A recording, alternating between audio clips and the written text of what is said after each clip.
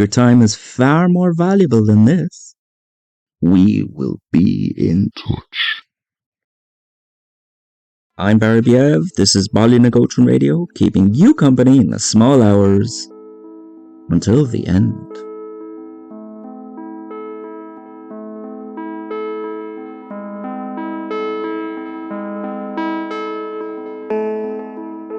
Can I just say that we at this station are so moved by all of your calls and your texts asking how we are after the fight for our town. While we are all rested and recovered, the flowers warmed our hearts and our spirits.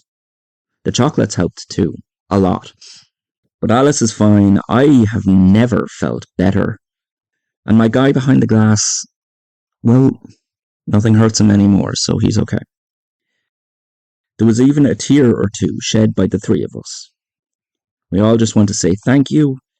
We feel protected, loved, and cared for. On to our last story.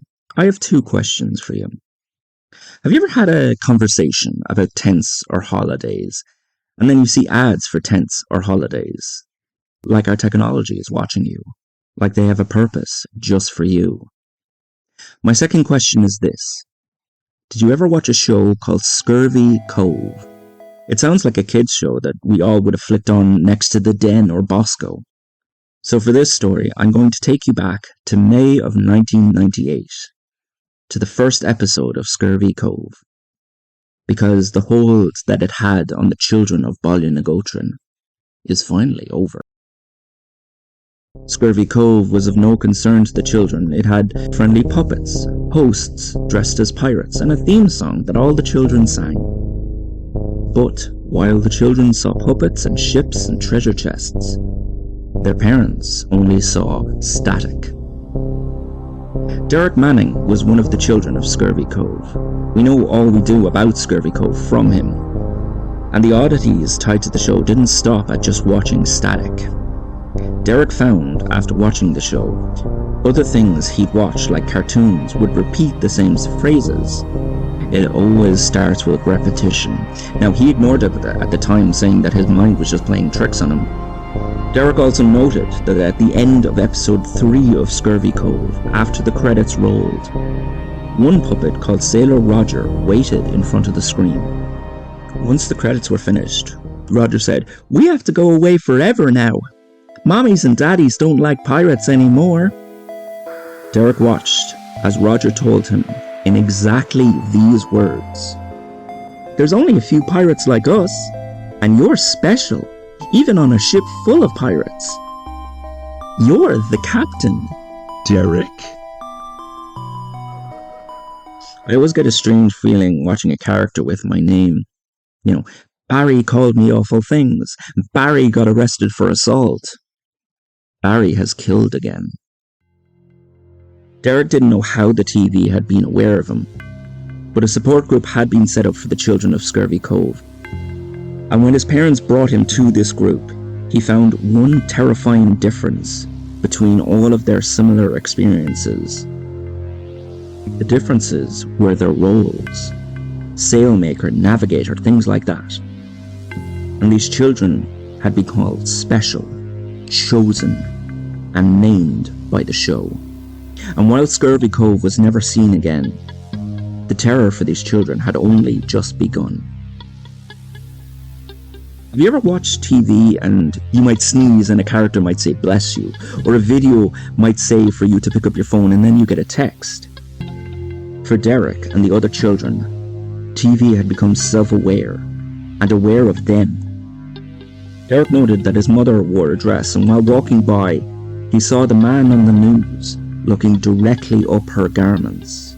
Now, this might sound like coincidence, but have you ever seen a newscaster crane their neck like there was something on the roof? On top of TV knowing him and his surroundings, shows outside of Scurvy Cove were saying the same thing his pirate friends spoke of. That you're special, that you're the captain. Come with us. It'll be fun to sail away. We can do terrible things forever and ever and ever. Now, I have a pet peeve I'd like to share with you.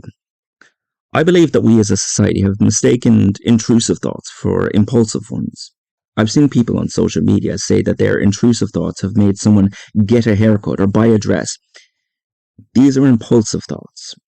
Intrusive thoughts can be far more dangerous. Like instead of getting a haircut, you want to jam the scissors into the hairdresser's neck. Instead of driving to a park, you think of running over a jogger on the way there. Intrusive thoughts, they're far more dangerous than people realize. They are the real-life version of sitting on the remote and the channel changing to horror, unpredictably, indiscriminately. And these thoughts were made manifest by the screens around Derek. What do you do when beloved shows you watched as a kid tell you how great it would be to burn your house down or to break the leg of the neighbour's dog? Some of the children of Scurvy Cove succumbed to the voices on their phones and their iPads and were never seen again. Derek continued to fight and would scream at all of them to stop, and they'd always say the same thing. Only the captain tells us what to do. I cannot imagine the kind of terror Derek had when he was on his phone to his father, and his father was saying things like, "What would you like for dinner? Would you like anything else picked up before I get home? And why aren't you the captain yet? You see, I heard that you were special, that you were chosen, that you're here for purposes greater than those landlubbers would ever understand." His teenage years were spent self-medicating, trying to avoid screens, and wishing that the noise would stop. The other children of Scurvy Cove, they didn't fare much better. Every screen was saying terrible things, and that these awful acts could be fun, and that they could do them all the time once they set sail. Where would they set sail to? What would they do there? What was their purpose? Nobody knows. And even the children weren't told. Those objectives were for pirates only. Objectives only known by the vanished. And as the world changed and we put all of our souls into boxes in our homes and our pockets, Derek took the only action he could survive with his sanity intact. So he moved to a cottage in the woods and was never bothered. He has no phone, no TV. Even the lights are taken out because he's concerned that the buzzing sounds like people talking. But our local hypnotist, Harry Mist, had an out-of-the-box idea which looks like the cure that Derek has wanted the majority of his life. Harry's idea was very simple. He would record Derek during an interview, and then they would watch it back, in the hopes that seeing himself on the screen would break this delusion. So they had a chat under the camera, and then went into the other room to watch the footage.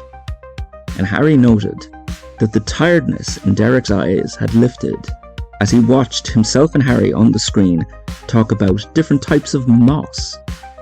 Derek was asked to come in again for checkups, because if this had worked for him, it could work for the other children, now adults, of Scurvy Cove. But after getting his life back, a world of possibilities opened up to him, and he denied the request, saying that the wind was taking him places. But the experiment is repeatable, and Harry is working on contacting the other victims of all of this madness. Don't we all love a happy ending to such a grotesque tale like that? It mentioned quite a lot of violence, among other things. Some I told you, and others I would rather not. It would have injected a coldness into my bones if this story had ended badly. That maybe Derek, seeing himself on the TV, had no changes. And he told himself that he was the captain, that he had to set sail. And that is what finally broke him. And would end the same way. He lifts his head, no tiredness in his eyes, and he says that the wind is taking him places.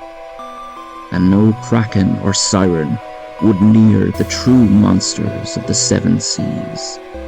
Lucky that didn't happen. Next time, I'm genuinely tired of saying this, but my crew and I have been investigating a mystery that has plagued this town, and you know what? We are done waiting on Fionnuala Longheart.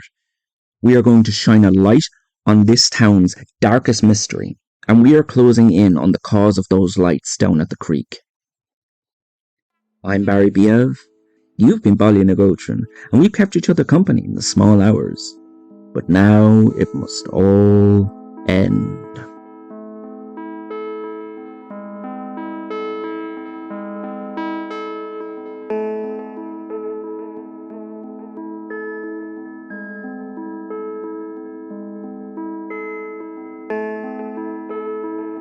You can skip this part. You've skipped it before. And anyway, you're special. Your time is far more valuable than this. We will be in touch.